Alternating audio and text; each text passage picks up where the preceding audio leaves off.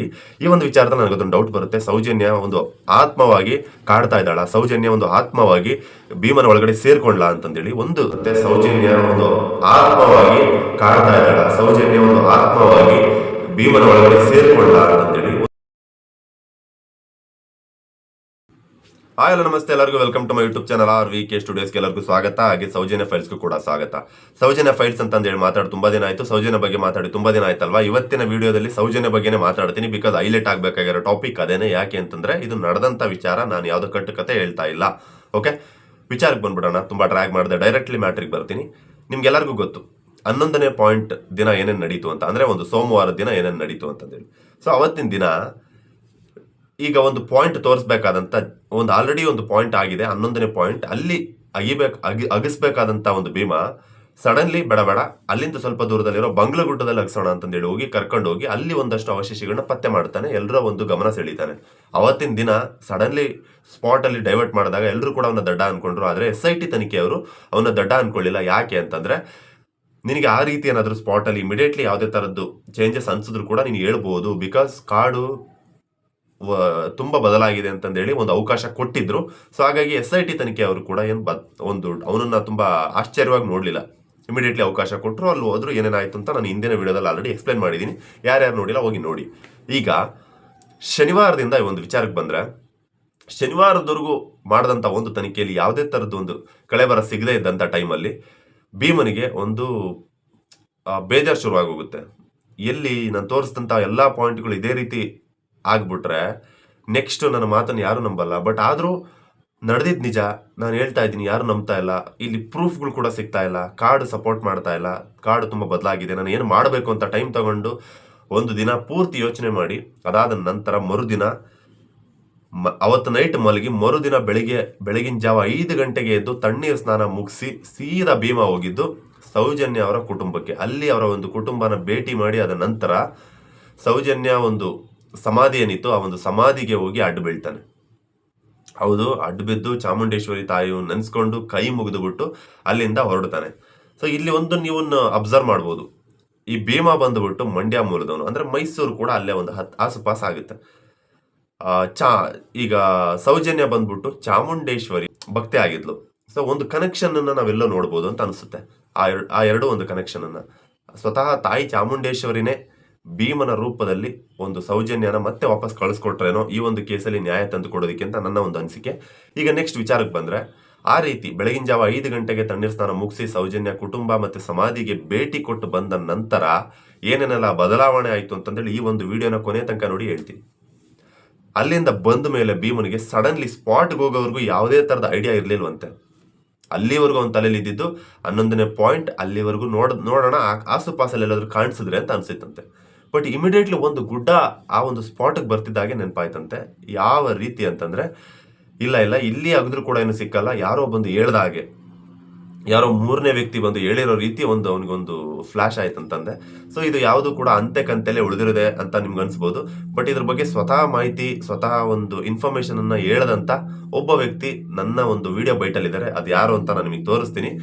ಆದ್ರೆ ಅದಕ್ಕಿಂತ ಮುಂಚೆ ಮಾಹಿತಿ ನಾನು ಫಿನಿಶ್ ಮಾಡ್ಬಿಡ್ತೀನಿ. ಅದಾದ ನಂತರ ಅಲ್ಲಿಗೆ ಬಂದ್ಮೇಲೆ, ಸ್ಪಾಟ್ಗೆ ಬಂದ್ಮೇಲೆ ಇಮಿಡಿಯೇಟ್ಲಿ ಭೀಮನಿಗೆ ಅನ್ಸಿದ್ದೇನಪ್ಪ ಅಂತಂದ್ರೆ, ಬೇಡ ಆ ಗುಡ್ಡಕ್ಕೆ ಹೋಗೋಣ ಅಂತೇಳಿ. ಅಂದ್ರೆ ಅಲ್ಲಿವರೆಗೂ ಆ ರೀತಿ ಅನಿಸ್ತಾ ಇರೋ ಒಂದು 10 ಪಾಯಿಂಟ್ಗಳನ್ನ ಅಗದಾಗ್ಲೂ ಕೂಡ ಆ ರೀತಿ ಒಂದು ಚೇಂಜಸ್ ನ ಮಾಡಬೇಕು ಅಂತ ಅನಿಸ್ತಾ ಇರೋ ಭೀಮ ಸಡನ್ಲಿ ಅವತ್ತಿನ ದಿನಾನೇ ಚೇಂಜ್ ಆಗಿದೆ. ಯಾಕೆ ತುಂಬಾ ಕಾಡ್ತಾ ಇರೋ ನನಗೊಂದು ಡೌಟ್ ಏನಪ್ಪಾ ಅಂತಂದ್ರೆ, ಸೌಜನ್ಯ ಅವರ ಒಂದು ಸಮಾಧಿಗೆ ಭೇಟಿ ಕೊಟ್ಟು ಬಂದ ನಂತರ ಅವನಿಗೆ ಒಂದು ತಾಯಿ ಚಾಮುಂಡೇಶ್ವರಿ ಅನುಗ್ರಹ ಆಗಿರ್ಬೋದು, ಅಥವಾ ಸ್ವತಃ ಸೌಜನ್ಯನೇ ಒಂದು ಇವನ ಮೂಲಕ ಬಂದು ಒಂದು ಪಾಯಿಂಟ್ಸ್ ಮಾಡಿಸಿರ್ಬೋದು ಅಂತ ತುಂಬಾ ಒಂದು ಡೌಟ್ ಬರ್ತಾ ಇದೆ. ಯಾಕೆಂದ್ರೆ ಸೌಜನ್ಯ ಅನ್ನೋದೊಂದು ಶಕ್ತಿ ಅಂತಂದೇಳಿ ಅಲ್ಲಿನ ಭಾಗದವರು, ಸೌಜನ್ಯ ಪರ ಹೋರಾಟಗಾರರು, ಇದಕ್ಕೆ ಮುಂಚೆ ಹೋರಾಟ ಮಾಡಿದಂಥವ್ರು ಎಲ್ಲರೂ ಕೂಡ ನಂಬಿದ್ದಾರೆ.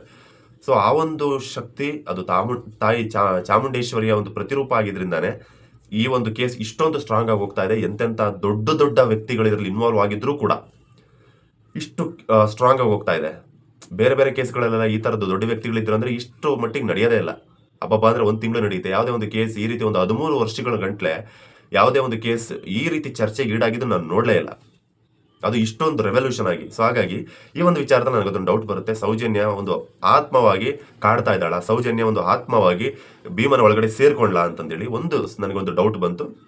ಸೊ ಇದಕ್ಕೆ ಸಂಬಂಧಪಟ್ಟ ಹಾಗೆ ಒಂದು ವಿಡಿಯೋ ಬೈಟ್ ಇದೆ ನನ್ನ ಹತ್ರ ಅಂತ ಹೇಳಿದೆ. ಅದು ಯಾರೂ ಕೂಡ ಮಾತಾಡಿದ್ದಲ್ಲ, ಗಿರೀಶ್ ಮಠನ್ ಅವರೇ ಮಾತಾಡಿದಂಥ ಒಂದು ವಿಡಿಯೋ ಬೈಟ್. ಆ ಒಂದು ವಿಡಿಯೋ ಬೈಟ್ ಆಗ್ತಾ ಇದೆ ನೋಡಿ. ಭೀಮಾ ಇಲ್ಲಿ ಬಂದು ತಿಂಗಳಾಗಿದೆ ಅಂತೆ.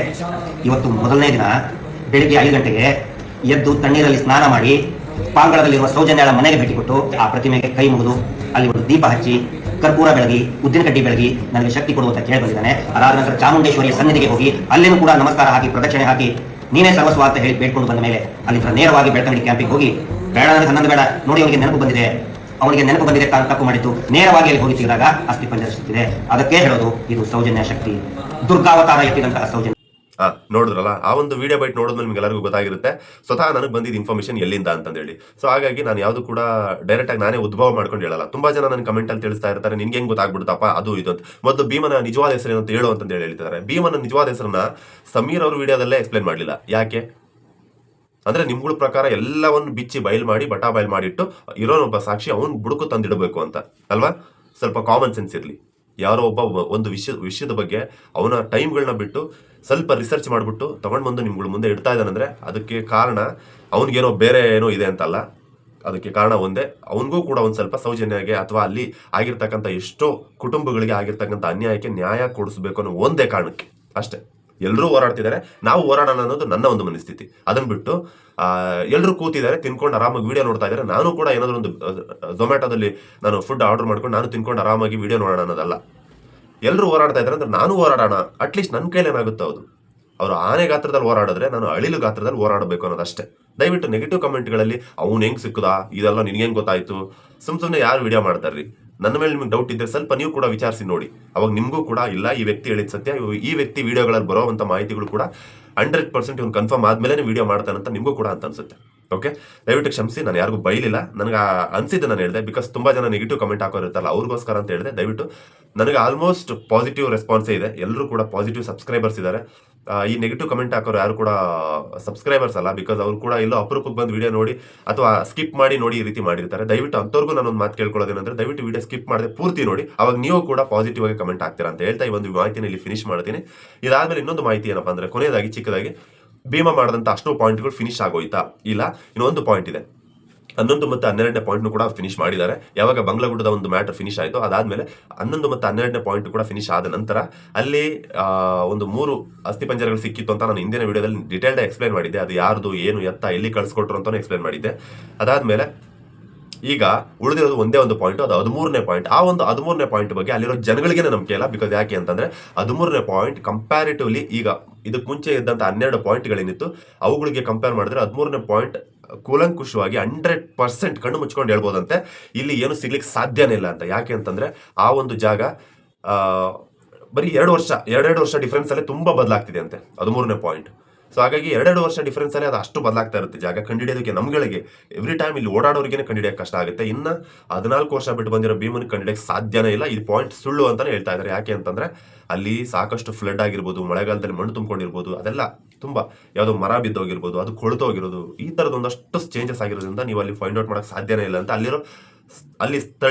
ಅಲ್ಲಿ ಇದ್ದಂಥ ಸ್ಥಳೀಯರೇ ಹೇಳ್ತಾ ಇದ್ದಾರೆ. ಸೊ ಹಾಗಾಗಿ ಆ ಒಂದು ಪಾಯಿಂಟ್ ಬಗ್ಗೆ ನಂಬಿಕೆ ಇಲ್ಲ. ತುಂಬಾ ಟ್ರ್ಯಾಕ್ ಮಾಡೋದು ಬೇಡ. ಇಲ್ಲಿಗೆ ಒಂದು ವಿಡಿಯೋ ಮುಗಿಸ್ತಾ ಇದ್ದೀನಿ. ಕೊನೆಗೆ ಮತ್ತೊಮ್ಮೆ ಕೇಳ್ಕೊತಾ ಇದ್ದೀನಿ, ದಯವಿಟ್ಟು ಯಾರ್ಯಾರು RVK ಸ್ಟುಡಿಯೋಸ್ನ ಸಬ್ಸ್ಕ್ರೈಬ್ ಮಾಡ್ಕೊಂಡಿಲ್ಲ ದಯವಿಟ್ಟು ಸಬ್ಸ್ಕ್ರೈಬ್ ಮಾಡ್ಕೊಳ್ಳಿ. ಹಾಗೆ ನನ್ನ ವಿಡಿಯೋ ಇಷ್ಟ ಆದರೆ ಎಲ್ಲ ಸೌಜನ್ಯ ಪರ ಹೋರಾಟಗಾರರಿಗೆ ಸೌಜನ್ಯಗೆ ನ್ಯಾಯ ಸಿಗಬೇಕು ಅನ್ನೋಂಥವ್ರಿಗೆ ಈ ಒಂದು ವಿಡಿಯೋನ ಶೇರ್ ಮಾಡಿ ಅಂತ ಹೇಳ್ತಾ ಈ ಒಂದು ವಿಡಿಯೋನ ಮುಗಿಸ್ತೀನಿ. ಮತ್ತೊಮ್ಮೆ ಸಿಗೋಣ. ಎಲ್ಲರೂ ಒಳ್ಳೇದಾಗಲಿ. ಸೌಜನ್ಯಗೆ ಮತ್ತೆ ಎಲ್ಲ ನೊಂದ ಕುಟುಂಬಗಳಿಗೆ ನ್ಯಾಯ ಸಿಗಲಿ. Love you all.